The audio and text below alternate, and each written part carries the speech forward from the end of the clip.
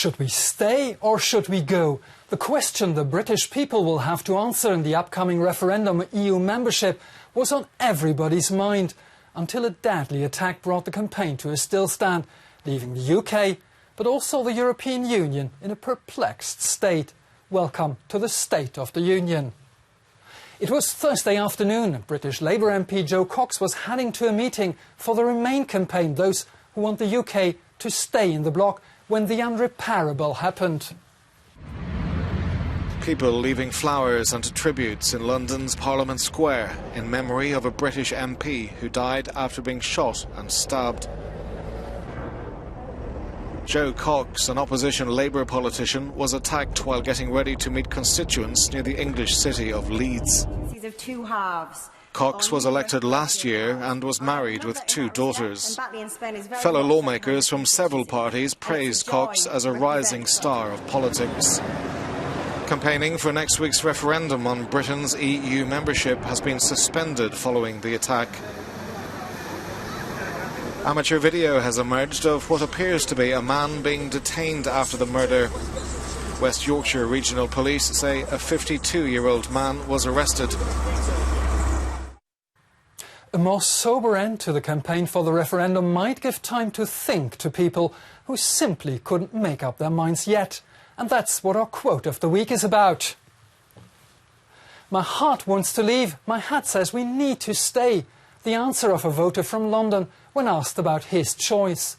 Many citizens indeed are stuck in the dilemma between the choice of their gut feeling and what might look like a choice of reason. In the heated atmosphere, both camps seemed resolved to do whatever it takes to convince the voters.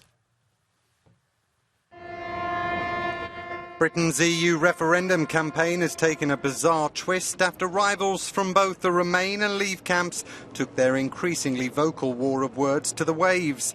In what's already been branded the Battle of the Brexit, in and out supporters clashed on London's River Thames. Passing Parliament, one Leave trawler reportedly drenched a Remain vessel. The two fleets had set sail to campaign about EU fishing policy. 60% of Britain's quota is now in foreign hands, and 60% of the British fishing fleet's being scrapped. So what we're here to do today is to take the fishing industry story to the capital and say to the British people, we are the perfect example of everything that's wrong with the European Union.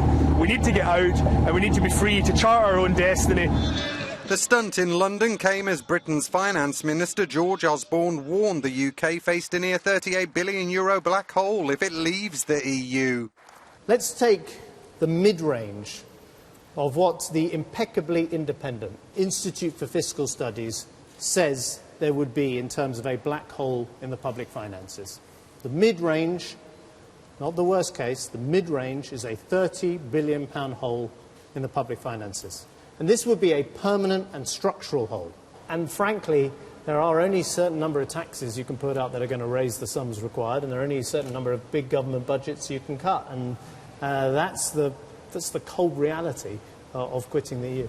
But the clock appears to be ticking if the Remain campaign is to turn things round. Several latest polls give Leave a slight edge heading into next week's vote.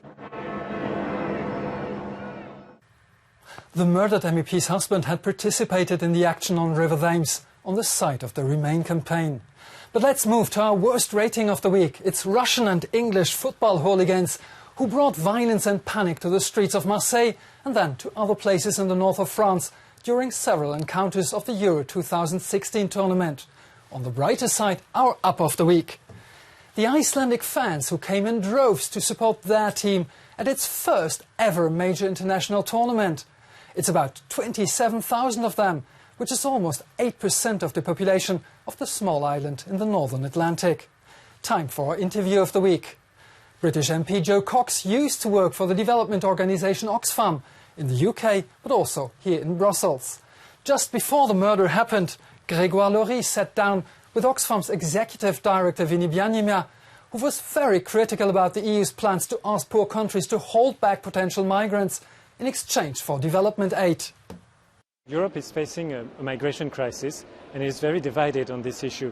How do you react to the European answers to this crisis? You can put more money on migration control, but you will never stop people from migrating, especially when they are fleeing danger. It will just become more dangerous and more expensive for them to migrate, but they will still want to run away from danger. So our view is that Europe can do better. Europe can stand on the side of human rights. Being tempted in this kind of way to tie aid and to cooperate with oppressive regimes in order to control migration is walking away from human rights and is dangerous for Europe. Europe will lose credibility. Europe can do better, you said. What steps would you like to see done by the EU? First of all, let me say that 86% of all refugees are hosted by poor countries, developing countries. So the rich countries are actually not carrying the heavy burden. In the case of Syria, a country like Lebanon already has now 1 out of every 4 people in that country a refugee from Syria, quarter of their population. So we are asking the rich countries that absorb 10% of the refugees from Syria in the surrounding countries. 10% is 460,000 people. That's not a lot for the rich countries. And we are saying in addition to that, put more of your development assistance to those countries that are hosting the refugees because their economies are under stress. And let's see what's on the European agenda next week. Thursday finally is the day the British voters will decide whether their country continues to be part of the European Union or not.